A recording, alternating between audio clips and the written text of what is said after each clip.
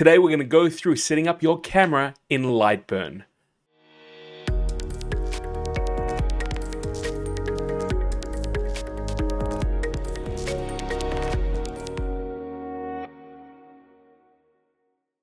Hey guys, welcome back. Today we're going to go through step by step how to set up a camera that might be mounted in your laser to work with Lightburn. This is amazing. If you've got individual projects or you're working with things on a visual level within your laser, the camera can help you out immensely. This is something that a lot of people don't do because they find maybe the setup and running some of the calibrations a little tricky, but we're going to go through it step by step. And by the end of this video, you're going to be able to incorporate using the camera in all the work you do with your laser within Lightburn. But before we do that, let me invite you to come and hit that subscribe button, hit that bell icon, and even turn on mobile alerts so you don't miss out on some of the stuff we're doing here on the channel, including the laser live streams where people all around the world come together to discuss what they're doing with lasers. Guys, if you haven't checked that out before, you can go right now and check out some of the previous live streams we've done, and I invite everyone who's interested in lasers or Lightburn to come along and join in these amazing live streams. But right now we're going to set up that camera, so let's jump to it. Great, so let's just jump straight in. As you can see, we're going to set up the camera in Lightburn, and to do so we're going to go and launch Lightburn because that's where all the magic happens. Love Lightburn. And within Lightburn itself, there happens to be two different calibrations you need to do. You need to do the camera lens calibration and the camera align calibration. I'm going to show you where to find those calibrations in the menu. I have an Emblazer, so it's actually found within the Emblazer setup. And you can see that within that you've got to choose the camera. So you'll have a number of options. I use a Mac, so it also allows me to choose my face cam camera. You can use any type of webcam or specialized camera. The Emblazer 2 has one built in, so I'm going to pick the E2 camera, and you can see I get a feed directly into this setup screen. The great thing about this as well is that it shows me how to actually use the calibration card, which I'm going to show you in a second. There's the calibration card. These are a pattern of dots that the camera and Lightburn pick up to calibrate the angle of the camera and make sure that when you're looking at it in Lightburn, the image is going straight down. And the real trick here is to place it flat towards the camera. And that's what I'm trying to do right there. I was able to do that first time, so you can see that it actually captured that image, and we're going to move forward to the next placement. And you'll actually have to do this a number of times. So you can do it up to 9 times, but if you're successful capturing a few images that Lightburn can use, it'll actually lower that number. Here I am, again, just trying to get the right angle. Sometimes you have to kind of move it up and down a little bit. You can see in the cutaways here, I'm trying to find the optimum angle so that the card is faced as flat as possible towards the camera image. And you can see there that when I hit the capture and it's successful, it gives me not only a rating score but also a black and white image saying that that capture is usable. Here I am moving that card yet again. And I mean, this is the real trick. If you've never done this before, it can be a little tricky, but once you've done it a few times and you understand how the camera and Lightburn work to read those points, then you can get a very successful scan in a very short period of time. Here I am doing yet another capture. Don't be put off if the first time you try this, it takes a little bit of time to get a capture and a result that Lightburn can use. That's the thing that I think a lot of people don't realize and get really frustrated in this process, and then decide they're not going to use the camera at all.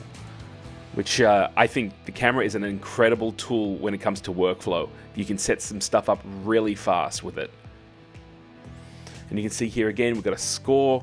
The score allows me to be able to go and utilize the camera and adjust it. And again, you can see that image is coming from a really steep angle. Once we get through this process, check out the result. The result is amazing. This is what I love about this piece of software so much. Here I am. I just dropped a light. Now, one of the other tricks that I want to share with you is if it's too dark, the camera may not pick it up. So what I did was I took an external light, in this case my smartphone, and I just shined it onto the card so that you're able to get a clean image that can be used. And you can see here I'm having a lot of trouble setting this up. It happened to be at night. I'm hitting that capture. Let's see if it works.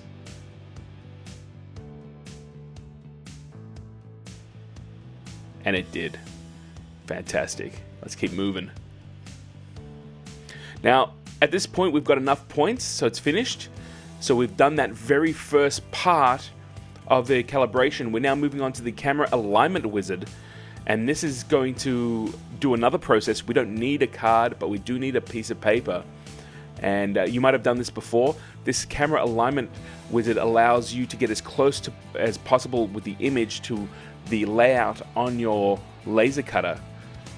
And what we're doing here is we're going to burn some marks onto a piece of paper. You can use a letter size piece of paper or an A4 piece of paper if you happen to be outside the US, and I use A4.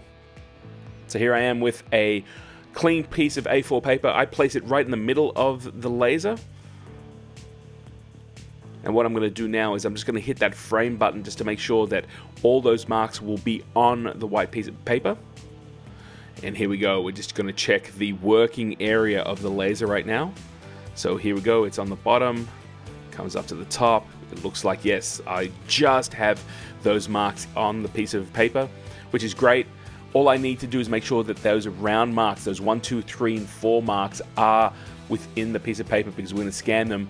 And you can see here I'm actually changing the settings so that I can get a darker image on the paper. And again, it just depends on what laser you're using. What you want to do is you want to get an image that can be seen by the camera. Drop those settings in, and let's hit start. Always make sure to arm the laser so it's on. And here you can see the laser starting to work to mark the piece of paper. And I'll just move that up because it takes a few minutes just to go through the process. You see there's little hashes, those little hashtags as such. I wish they were hashtags, right? Maybe I could get some more views. But those little kind of crosshairs are what we're going to use to calibrate the camera image towards the size and the focus within the work area. And what it's going to do now is it's going to actually draw out some numbers, and this is where it gets a little tricky. Those numbers are very fine in the sense that they are as wide as the laser, and if we open it up here, you can see you can't really see those numbers clearly, and it's a lot harder to see it. So I take a Sharpie here, and I have this little inside trick that I always use, and this helps me out a lot. Is I put a little dot, and I put one dot to represent 1, so this is number 1. And if you go across to the right, this is number 2. Now, if you go down to the opposite, you think that's 3. Well, it's not. It's right below. So here's number 3. And this is where a lot of people get confused. And this is now 4 dots for number 4. That just gives me a visual marker when I'm actually lining it up within Lightburn. If you haven't done this before, you don't want to move the piece of paper. The minute you move it, you've got to reburn it. You don't want to touch the piece of paper at all. Do not move it. It's all about calibration, but just with that Sharpie, just put a few dots. Now we're back in Lightburn. Here we are again. Now you can see that this is the alignment wizard, and you can zoom in and you can zoom out, or you can do that with the mouse. I'm doing that with the mouse right here. And what we're going to do is we're going to click on the marker number 1. You can see that's marker number 3. So now, okay, now I see 1 dot, and I'm going to click my mouse right in between where those little hash marks are. Now I'm going to go to number 2. Great. Now, normally that's number 3 because with the 3 dots, and you can see it's a lot clearer. And there's 4. I can't see the numbers, but I can see those dots. So at this point, we're going to say next. That'll clear the screen. And if we go into the camera control and go down, you'll see that there's an image, but if we hit the overlay now is showing us a top-down image of the work area, regardless of the fact that the camera is mounted on the back side. It's actually taking all those things into consideration. And you can see here, I'm just going to do a quick test. I'm just grab some text. I'm putting this is a test right in between where that piece of paper is. And I'm going to do that as a very, very quick test. And I'm going to run that to see whether or not this alignment worked. So this is just something that I like to do. And I'm going to walk you guys through it. Now the camera, at least on the Emblazon, and I'm thinking on most camera setups, it is usually out about a mil and maybe 2 mil, 2.5 mil tops. So if you need exact placement, run a test, use the frame option to see where it is. But if you're doing something quickly, if you've got a piece of material in there, if you want to just quickly engrave it, if you want to cut something out, if you want to maybe use a piece of material that has already been used but you want to use a small section, this is a fantastic way of lining that up for you and working really, really quickly. And you can see here that the laser is going through its process. Just putting some text on there.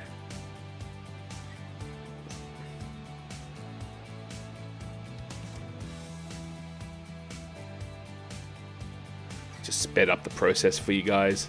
And you can see by the placement, this is as, I think, if I'm doing a test or if I was going to engrave something really quickly, it didn't have to be perfect. It had a little bit of wiggle room. 1 or 2 mil out is not going to hurt it.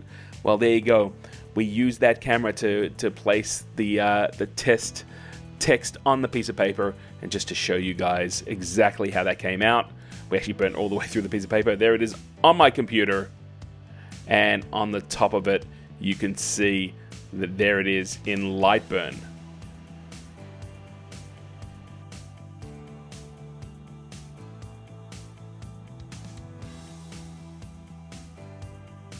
And that's it. You are now ready to use your camera with Lightburn to be able to create projects that you haven't even possibly imagined. It is so cool to be able to take some piece of equipment, pop it into the laser, line it up visually, and just engrave your name or some information so you can catalog your equipment. It's also great. One of the things I didn't really discuss, but you can actually go and draw out your name on a piece of paper, pop it into the laser, use the trace function in Lightburn, get a vector instantaneously, and then take that signature and put it on whatever product you want. The ability to use this camera is almost endless. So guys, if you enjoyed this tutorial, let me know. Give it a thumbs up. Any comments, do so down below. We love hearing from you. And again, hit that bell icon, hit that subscribe if you haven't before, and even turn on mobile notifications so you don't miss any of the videos or live streams that I'm going to be doing all about lasers. So guys, I look forward to catching you either in the live stream or on the next video. And until then, go make something spectacular.